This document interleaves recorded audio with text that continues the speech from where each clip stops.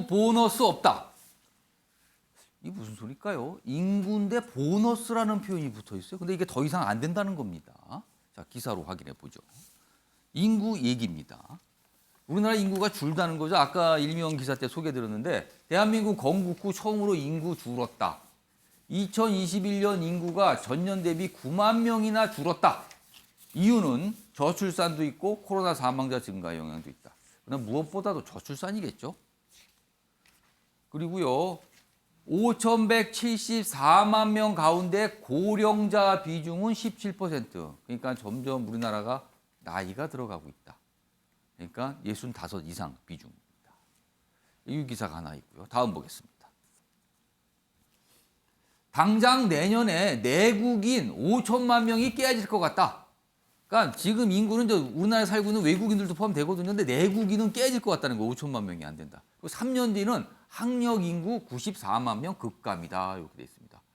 자, 이렇게 인구가 줄면요. 뭐 나라가 축소된다는 의미도 있지만 일할 인구가 줄어드는 거예요. 그럼 경제가 어떻게 되는 겁니까? 그럼 경제가 줄어들면 경제를 통해서 만드는 복지는 어떻게 되는 겁니까? 이게 다 문제가 발생하게 된다는 거죠, 지금요. 이 걱정들을 하고 있습니다. 다음 기사는 이 내용을 정면으로 다루고 있어요. 보시죠. 경제 성장의 공식 인구 보너스 소멸. 그렇습니다. 지금까지 우리나라는 인구 증가, 일하는 인력이 늘어나면서 그게 경제 성장의 원동력이었어요. 우리가 흔히 말하죠. 우리나라가 가진 게 뭐가 있냐, 사람 말고. 이 얘기입니다, 지금요. 근데 그 사람이 줄어들고 있는 겁니다. 교육, 연금, 복지 다 바꿔야 한다. 여기 보면 경제 허리인 생산 연령 인구 감소 늦춰야 되는데 인구 증가 시기 만든 정책, 인구 증가 시기에 만든 정책 개편. 그러니까 지금 많은 정책들이 인구가 늘어난다는 전제를 깔고 만들었다는 거죠. 안 만든다는 겁니다, 앞으로요. 그리고 여성 노인 경제활동 확대 대안으로. 이와 함께 이제 정년 연장 뭐 이런 얘기까지 나오는 거예요. 그래서 지금 이걸 어떻게 봐야 되는 거냐. 이 얘기는요, 김의원 전 부대변인하고 박봉국 의원 두 분께 질문 드리겠습니다. 이거 좀 답답한 상황인데 특히 경제, 이거 심상치 않다는 겁니다. 가뜩이나 저성장입니다, 우리나라. 이거 어떻게 보십니까?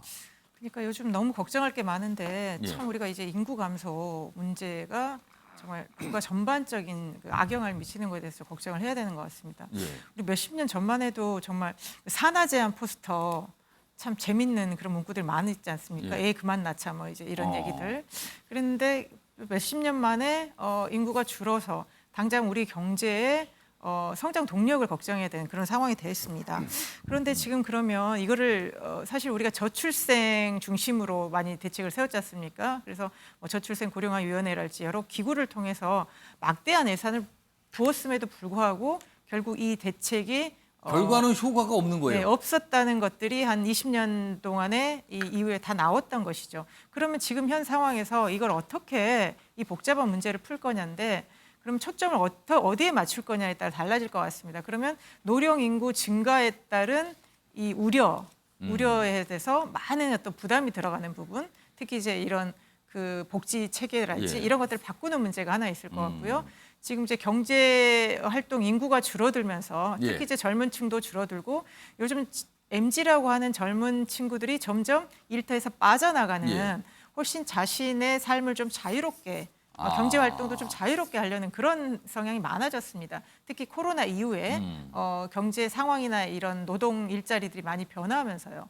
그랬을 때 그럼 이 변화하는 환경에 있어서 노동시장뿐만 아니라 전반적인 것들을 개혁을 해 나가야 되는데 예. 이거를 굉장히 저는 심각한 문제로 생각하고 대통령께서 이걸 종합적으로 할 수 있는 게 필요한 것 같습니다. 예. 뭐 얼마 전에 반도체가 중요하다 그러니까 반도체 인력 15만 예. 우르르르 이렇게 몰려가는 예. 모든 부처가 그렇게 매달렸지 않습니까? 그런 어떤 즉자적인 것이 아니라 진짜 이 인구 소멸에 대해서 정말 총체적인 정말 전 부처를 통할하는 예. 이런 종합 대책이 필요하다. 그렇게 생각합니다. 박봉근 의원께는요, 그 질문을 드려요. 이 사실 우리나라 인구 준다는 계속 예고가 됐었는데 이제 확인이 된 거예요. 마이너스로 가고 있는 겁니다. 이거에 대한 대책으로 몇 가지들이 제시되는데 그 중에 하나가 첫 번째가 일하는 분들의 정년을 늘려야 된다. 그러니까 나이가 먹더라도 좀 더 일을 해서 경제 활동을 할 수 있게 해야 이게 유지가 될 거 아니에요. 이게 첫 번째고요. 또 다른 대안으로는요. 우리나라도 이민을 좀 과감하게 받아야 된다. 이 얘기가 나옵니다. 이 두 가지 방안 좀 어떻게 보십니까? 둘 다 필요하죠. 정년 연장하는 문제는 근데 어떻게 보면은 임시 대응적인 그 면이 크고 예. 지금 합계 출산율 자체가 지금 0.83에서 0.84명이지 않습니까? 한 명 여성이 평생 낳을 수 있는 자녀 숫자가 1이 안 되는 거죠. 한 명도 안 된다는 거네요.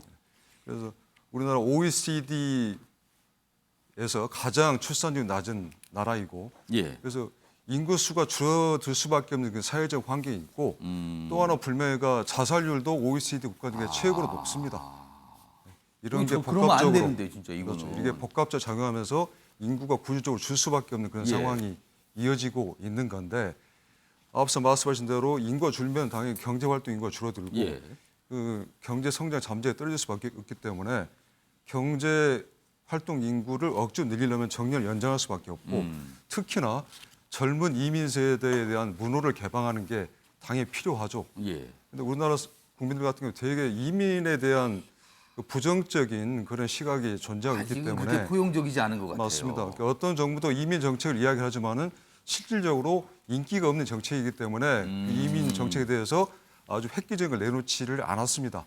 이제 이게 바뀌어야죠. 왜냐하면 인구가 줄어드는 것 자체가 국력이 쪼그라드는 겁니다. 우연찮게 이번에 그 인도네시아 조코위 대통령이 방한을 했지만 예. 인도네시아가 인구가 2억 8천만 명이거든요. 전 세계 4위 인구 국가입니다. 어마어마하군요. 어마어마하죠. 인도네시아 동남아 맹주인 이유가 예. 이 인구수가 많기 때문에 이 부분도 작용을 하는 겁니다. 그래서 이 부분을 개방을 해서 국가의 잠재 성장률을 유지시키는 그런 정책을 내놓는 게 아주 중요하다고 생각합니다.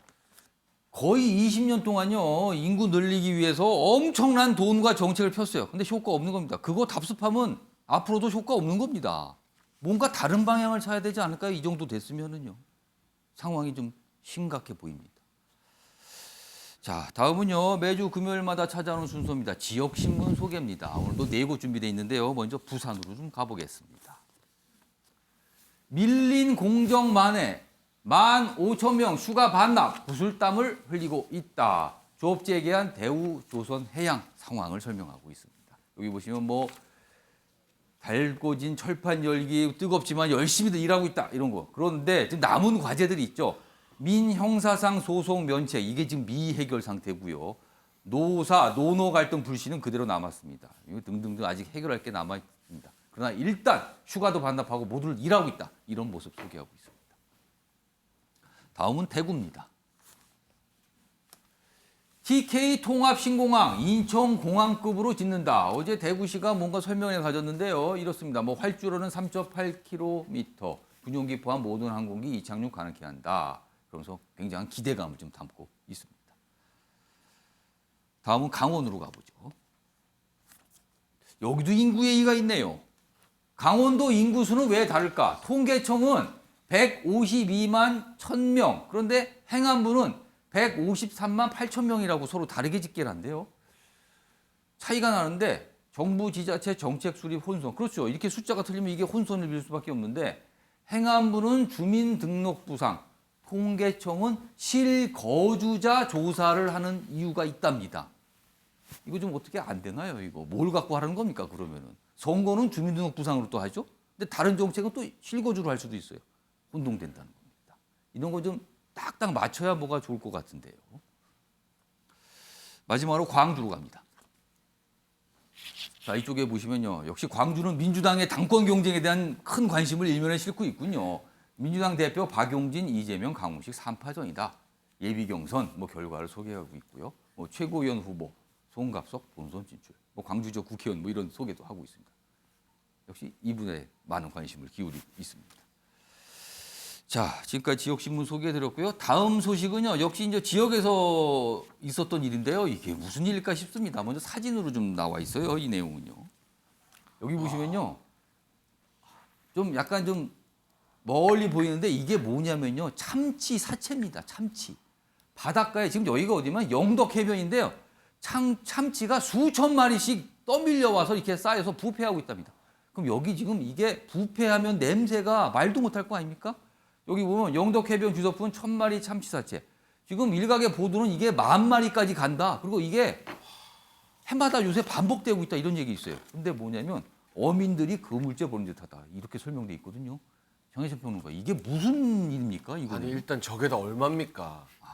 돈으로 치면 되게 비싼 어종이거든요. 그렇죠. 한 마리에 이제 작게 나가는 것들도 몇십만 원씩 해요. 그렇습니다. 그러면 1000마리, 10,000마리면 이제 억대가 넘는 거죠. 어마어마합니다. 근데 이게 참치가 우리가 잡고 싶다고 아무렇게나 막 잡을 수 있는 어종이 아닙니다. 아, 보호가 되는 겁니까? 국제 협약이 있기 때문에요. 아. 그리고 참치를 다루는 국제 협약의 종류도 한 가지가 아니라 여러 가지예요. 예. 인도양 뭐 참치 어획 국제 협약도 있고요. 예. 태평양 조약도 있고요. 그리고 이런 각 조약에서 국가별로 요즘은 쿼터를 배정해주고 있습니다. 예. 그러니까 대한민국이 1년에 잡을 수 있는 참치의 총 이제 이 무게라 할까요? 이런 것들이 정해져 있는 거죠. 각 해역마다. 예. 그런데 최근에 이 우리나라도 그렇고 전 세계적으로 이상 기온 현상, 뭐 지구 온난화 등으로 인해서 여름에 폭염도 쏟아지고 이 해수면의 온도나 바다의 온도도 대폭 올라가고 있지 않습니까? 그러다 보니까 평소에는 잘 안 잡히던 그리고 저 머나먼 이제 아. 이 먼 바다로 나서야 잡을 수 있었던 참치가